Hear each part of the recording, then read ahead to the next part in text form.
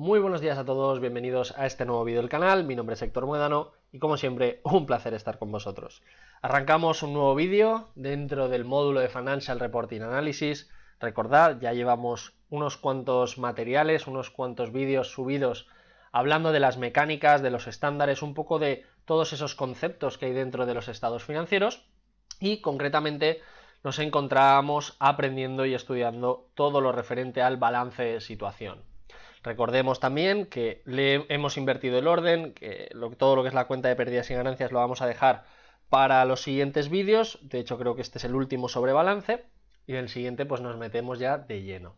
Como veis, no es un contenido muy complicado. Veíamos el otro día todo lo relacionado con el equity, todo lo que es la parte concretamente de entender el estado de cambios dentro del patrimonio neto. Estuvimos explicándolo.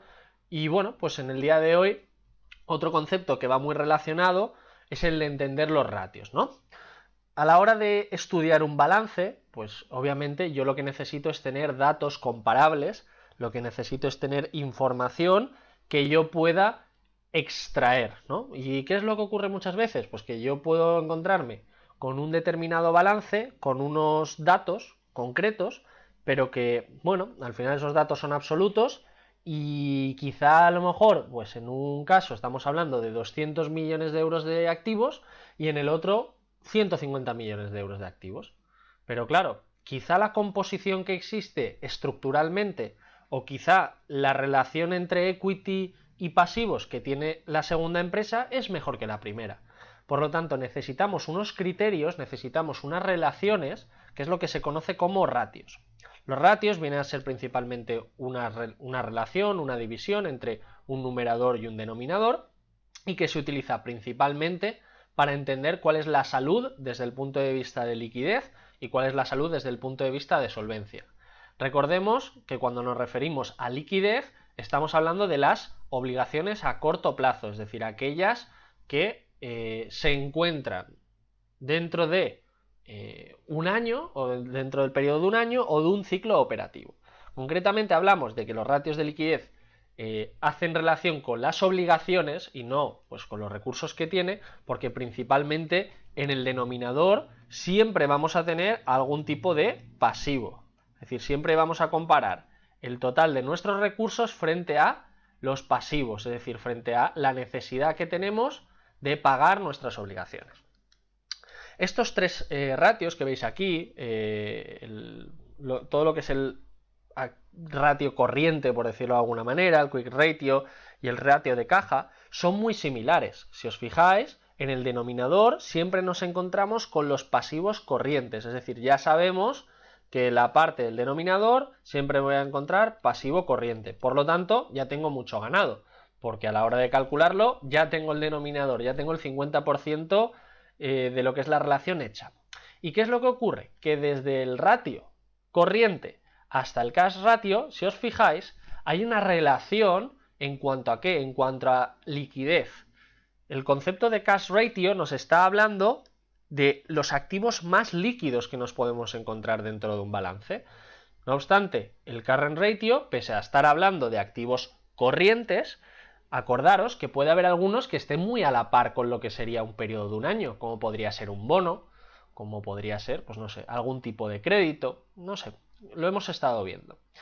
Por lo tanto, si vemos nuestra relación, el cash ratio atenderá a aquel que es más líquido, por decirlo de alguna manera, y el current ratio a aquel que, bueno, pues sí, obviamente estamos hablando de activos corrientes, pero los engloba a todos. Por lo tanto, a la hora de sacar el current ratio, el ratio corriente, por decirlo de alguna manera, pues cogemos todos los activos corrientes y los dividimos entre los pasivos corrientes. Esto es una medida muy óptima para entender cuál es la situación de liquidez de la empresa. No obstante, si os fijáis, conforme vamos avanzando y vamos a ir bajando dentro de nuestra relación de ratios, nos vamos a encontrar con que la especificación de los activos corrientes que yo cojo está como más determinada, como que soy más detallado a la hora de escoger qué activo realmente, ¿no? Y voy haciendo como una progresión entre, vale, está muy bien todos los activos corrientes, pero quiero ir definiéndolos, quiero ir cogiendo los que me gustan, ¿no? De alguna manera, o los que van dando mayor relación de liquidez porque son los que se trabajan más a corto plazo. El cash, obviamente, siempre va a estar. Lo siguiente, pues todos aquellos activos que yo puedo negociar dentro de un mercado y que los podría transformar en cash en un periodo pues bastante corto, lo que tardase en ejecutarse esa orden, y luego todas las cuentas pendientes de cobro. Aquí, pues como veis, es una diferenciación algo sencillita, nos estamos dejando algunos activos con respecto a el quick ratio frente al current ratio, pero al fin y al cabo estamos hablando de cosas muy similares. Y por último, en el cash ratio, ¿qué estamos haciendo? Pues las cuentas a cobrar las estamos eliminando y me estoy quedando básicamente con el cash puro y duro, es decir, con el cash que ya tengo, con el dinero que tengo en el banco y por otra parte con aquellos activos que yo puedo negociar en un mercado y que probablemente mañana ya tenga convertido en cash. Por lo tanto, atendemos a esta relación en la cual de menos corriente a más corriente, ¿eh? por hacerlo sencillo. Dicho esto, creo que se entiende bastante bien, todo el concepto de ratio de liquidez no es complicado, pero bueno, no obstante, lo dejamos ahí y con estos tres, en el apartado del CFA, nos damos más que satisfechos. Y en el segundo caso, con respecto a los ratios de solvencia, ¿qué es lo que hemos dicho? Que miden la capacidad de hacer frente a las obligaciones no corrientes, es decir, de aquellas que son a largo plazo. Un concepto muy importante también, os lo he dejado aquí con una nota, cuando hablamos de pasivos, cuando hablamos de deuda, ya sea pasivo corriente o no corriente, aquí obviamente nos referimos a long term debt, no se van a considerar los intereses. Los intereses, ¿dónde están incluidos? En el equity, en la cuenta de pérdidas y ganancias. Aquí van a ir como un expense, acordaros.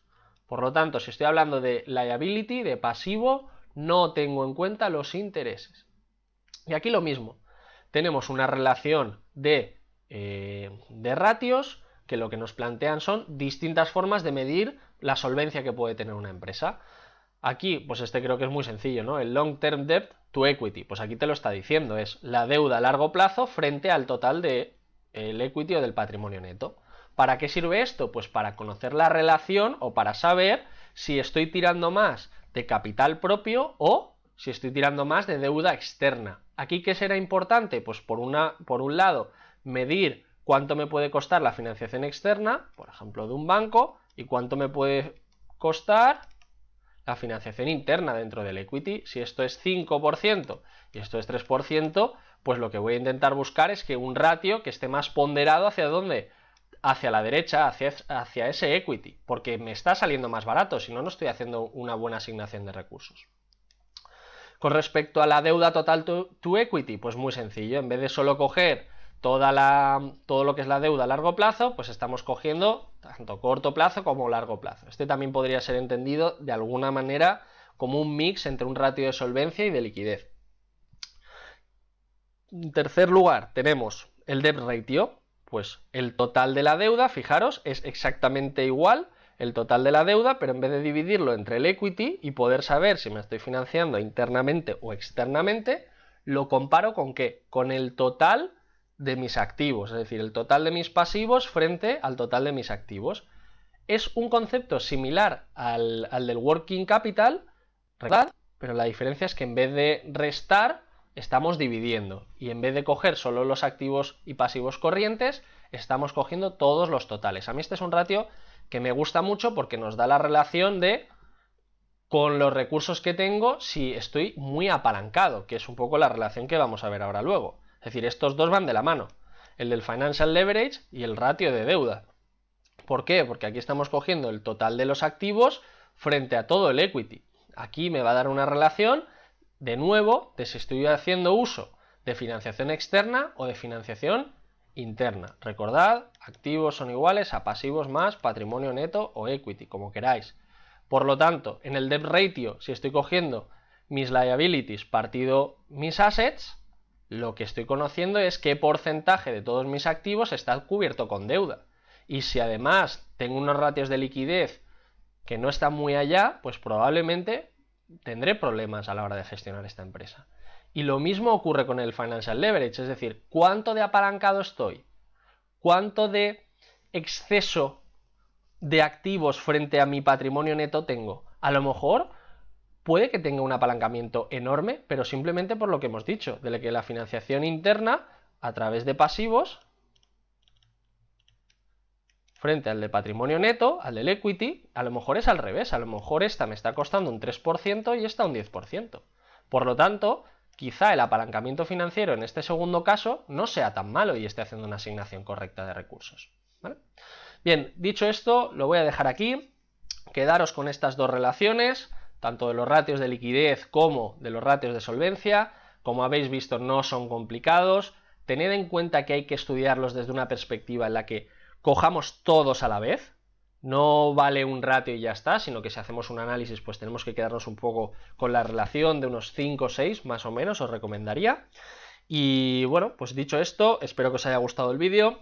Si te apetece tener más contenido, suscríbete, espero que te haya gustado mucho el canal. Recordarte que en la parte de abajo te dejo el enlace al blog de Rankia, donde subimos las diapositivas. Y por mi parte esto es todo, y un saludo, nos vemos en el siguiente vídeo.